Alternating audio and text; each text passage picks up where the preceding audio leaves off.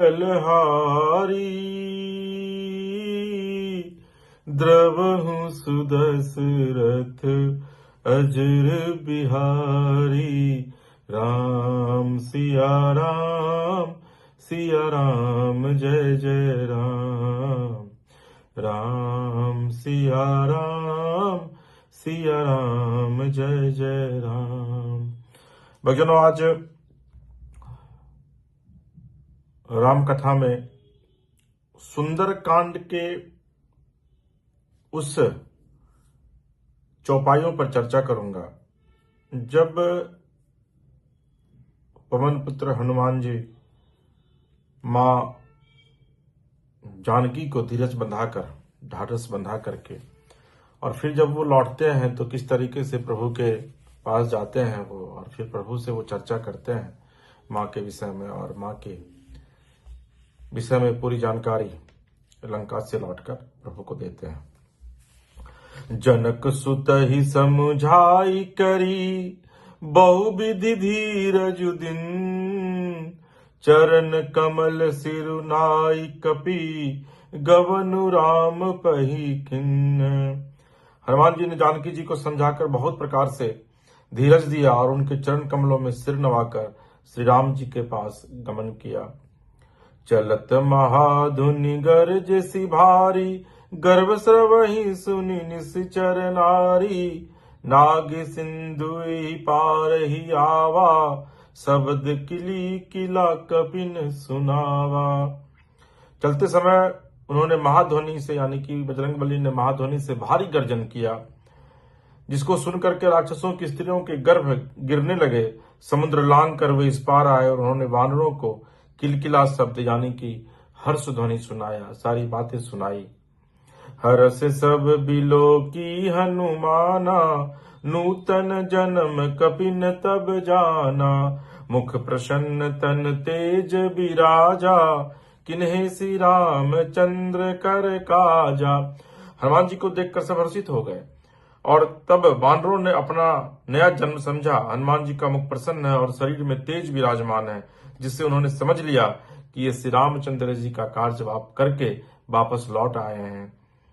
मिले सकल अति भय सुखारी तलफत मीन पाव जिमि बारी। चले हर सी रघुनायक पासा पूछत कहत नवल इतिहासा। सब हनुमान जी से मिले और बहुत ही सुखी हुए, जैसे तड़पती हुई मछलियों को जल मिल गया हो। सब हर्षित होकर नए नए इतिहास यानी वृतांत पूछते कहते हुए श्री रघुनाथ जी के पास चले। आपको याद होगा कि सुंदरकांड में सुग्रीव जी कहते हैं तमाम कपियों से, इवन की जामवंत जी से भी कहते हैं कि आप लोग बिना माता सीता का पता लगाए हुए वापस नहीं लौटिएगा, और वो भी 1 महीने के भीतर आपको पता लगा करके वापस लौटना है। और अगर आप लोग बिना पता लगाए हुए वापस लौटे तो यह जान लीजिए कि आपकी मृत्यु निश्चित है। तो इसीलिए सभी कपि जो है वो समुद्र किनारे थे और हनुमान जी जाते हैं वहां, और फिर जाकर के माँ सीता का पता लगा करके वापस लौटते हैं, और उसके बाद फिर ये लोग भगवान के पास जाते हैं। तब मधुबन भीतर सब आए अंगद संग मत मधुफल खाए। रखवारे जब बरजन लागे मुष्टि प्रहार हनत सब भागे। तब सब लोग मधुबन के भीतर आए और अंगद की सम्मति से सबने मधुर फल या मधु और फल खाए। जब रखवाले बरजने लगे तब घूसों की मार मारते ही सब रखवाले भाग छूटे। जाय पुकारे ते सब बन उजार जुबराज। सुनि सुग्रीव हरस कपि करि आए प्रभु काज। उन सब ने जाकर पुकारा, युवराज अंगद बन उजार रहे हैं।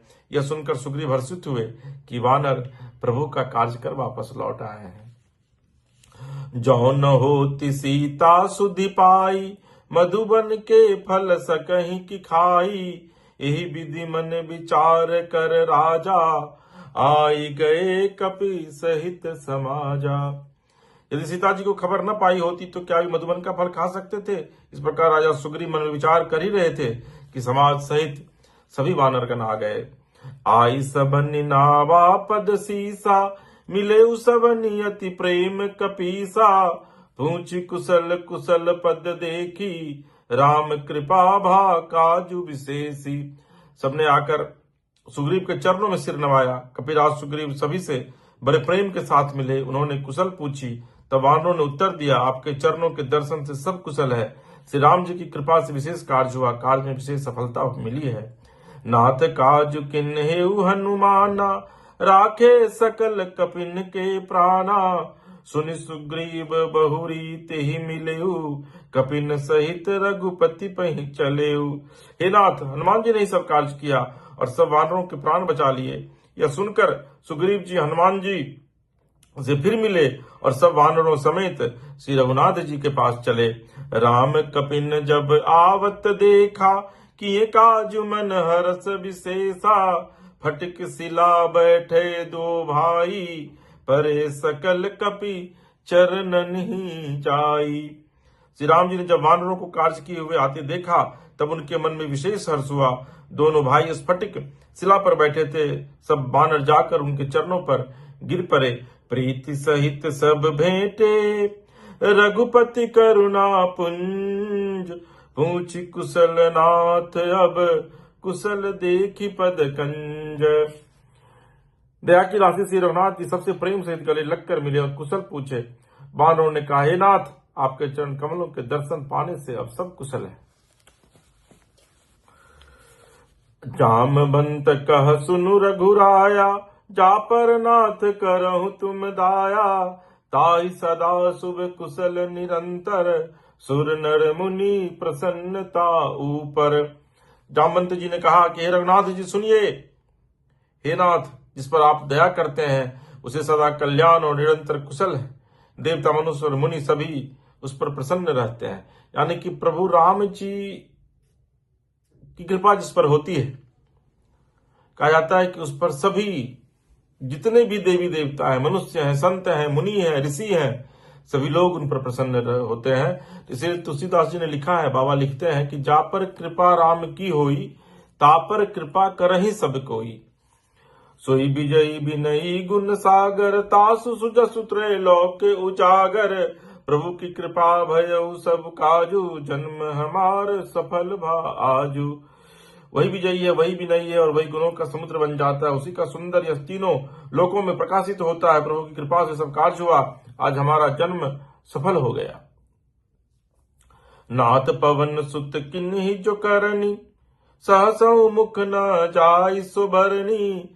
पवन तनय के चरित सुहावे, जामवंत रघुपति सुनाए। हे नाथ, पवन सुत हनुमान जी ने जो करनी की, उसका 1000 मुखों से भी वर्णन नहीं किया जा सकता।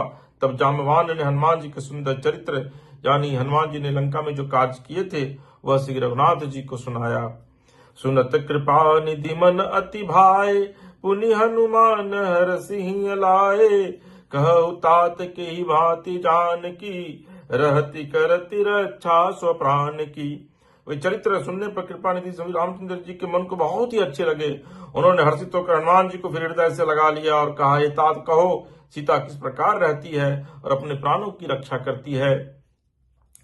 नाम पाहरु दिवस निसी, ध्यान तुम्हार कपाट। लोचन निज पद जंत्रिता, जाहि प्राण के ही बाट। हनुमान जी ने कहा, आपका नाम रात दिन पहरा देने वाला है, आपका ध्यान ही किवार है। नेत्रों को अपने चरणों में लगाए रहती है, यही ताला लगा है। फिर प्राण जाए तो आखिर किस मार्ग से जाए। चलत मोहि चूड़ामणि दिन्नी, रघुपति हृदय लाई सोई लिन्नी। नाथ जुगल लोचन भरी बारी, बचन कहे कछु जनक कुमारी। चलते समय उन्होंने मुझे चूड़ामणि उतार कर दी। श्री रघुनाथ जी उसे लेकर हृदय से लगा लिए। हनुमान जी ने फिर कहा, हे नाथ, दोनों नेत्रों में जल भरकर जानकी जी ने मुझसे कुछ वचन कहे हैं। अनुज समेत गहेहु प्रभु चरना, दिन बंधु प्रणतारति हरना। मन क्रम वचन चरण अनुरागी, कहीं अपराध नाथ हो त्यागी। छोटे भाई समेत प्रभु के चरण पकड़ना और कहना कि आप दीन बंधु हैं, शरणागत के दुखों को हरने वाले हैं, और मैं मन वचन और कर्म से आपके चरणों के अनुरागनी हूं। फिर स्वामी, आपने मुझे किस अपराध से त्याग दिया है। अब गुण एक मोर मैं माना, बिछुरत प्राण न किन्न पयाना, नाथ सो नयन को अपराधा, निसरत प्राण करही हठी बाधा। हाँ, एक दोष मैं अपना अवश्य मानती हूँ कि आपका वियोग होते ही मेरे प्राण नहीं चले गए, किंतु हे नाथ, यह तो नेत्रों का अपराध है जो प्राणों के निकलने में हठपूर्वक बाधा देते हैं। विरह अग्नि तनु तूल समीरा, श्वास जरई छन माहि शरीरा, नयन स्रवहि जलु निज हित लागी, जरे न पाव देह बिरहागी।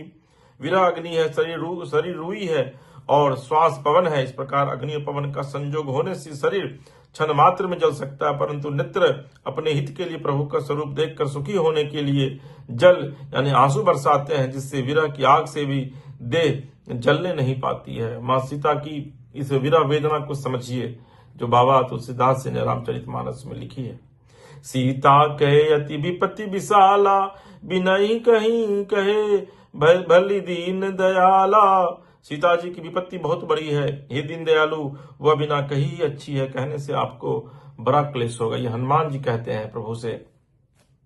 निमिष करुणा निधि, जाहि कल्प सम बीती, बेगी चलिय प्रभुआनिय, भुजबल खल तल जीती। हे करुणा निधान, उनका एक एक पल कल्प के समान बीतता है। अतः हे प्रभु, तुरंत चलिए और अपनी भुजाओं के बल से दुष्टों के दल को जीतकर सीता जी को ले आइए। सुनि सीता दुख प्रभु सुख ऐना, भरि आए जल राजीव नैना, बचन काय मन मम गति जाहि, सपने बुझिय विपत्ति की ताहि। सीता जी का दुख सुनकर सुख के धाम प्रभु के कमल नेत्रों में जल भराया और वे बोले, मन वचन और शरीर से जिसे मेरी ही गति यानी कि मेरा ही आश्रय है, उसे क्या स्वप्न में भी विपत्ति हो सकती है। इसीलिए मैं हमेशा कहता हूं, नाम जपते रहो, काम करते रहो। राम जी का नाम हमेशा जपते रहिए मन में। सीता सीता सीता सीता राम गाइए, राधे राधे राधे राधे श्याम गाइए। सीता राम गाइए, राधे श्याम गाइए, सीता राम राधे श्याम, सीता राम गाइए, राधे श्याम, सीता राम राधे श्याम गाइए। सीता सीता सीता सीता राम गाइए, राधे राधे राधे राधे श्याम गाइए। तो हमेशा प्रभु जी का नाम, यह कोशिश कीजिए कि आपके चित्त में हमेशा सोने उठने खाने पीने बैठने काम करते समय भी दिमाग में आपका काम रहे, लेकिन दिल में सिर्फ प्रभु राम का नाम रहे। और फिर देख लीजिए राम किस तरह, उन्होंने खुद कहा है कि जिसे मेरा ही आश्रय है, उसे क्या स्वप्न में भी कभी विपत्ति आ सकती है? कभी नहीं आ सकती है। कह हनुमंत विपत्ति प्रभु सोई, जब तब सुमिरन भजन न होई, केतिक बात प्रभु चातु धान की, रिपु ही जीती आनी बिजान की। हनुमान जी ने कहा, हे प्रभु, विपत्ति तो वही तभी है जब आपका भजन स्मरण न हो। हे प्रभु, राक्षसों की बात ही कितनी है, आप शत्रु को जीतकर जानकी जी को ले आएंगे। सुनु कपि तो ही समान उपकारी, नहीं को सुर नर मुनि तनुधारी, प्रति उपकार करो का तोरा, सन्मुख होई ना सकत मन मोरा। भगवान कहने लगे, हे हनुमान सुन, तेरे समान मेरा उपकारी देवता मनुष्य अथवा मुनि कोई भी शरीरधारी नहीं है। मैं तेरा प्रत्युपकार बदले में उपकार तो क्या करूं, मेरा मन भी तेरे सामने नहीं हो सकता। देखिए हनुमान जी प्रभु श्री राम के कितने प्यारे हैं। उन्होंने खुद कहा है कि हे हनुमंत, तुम्हारे इस उपकार का बदला मैं नहीं चुका सकता। सुनु सुत तो ही उरिन मैं नाही, देख्यो करी विचार मन माही, पुनि पुनि कपि चितब सुर त्राता, लोचन नीर पुलक अति गाता। हे पुत्र सुन, मैंने मन में खूब विचार करके देख लिया कि मैं तुझसे उऋण नहीं हो सकता। देवताओं के रक्षक प्रभु बार बार हनुमान जी को देख रहे हैं, नेत्रों में प्रेमाश्रुओं का जल भरा है और शरीर अत्यंत ही पुलकित है। आहा।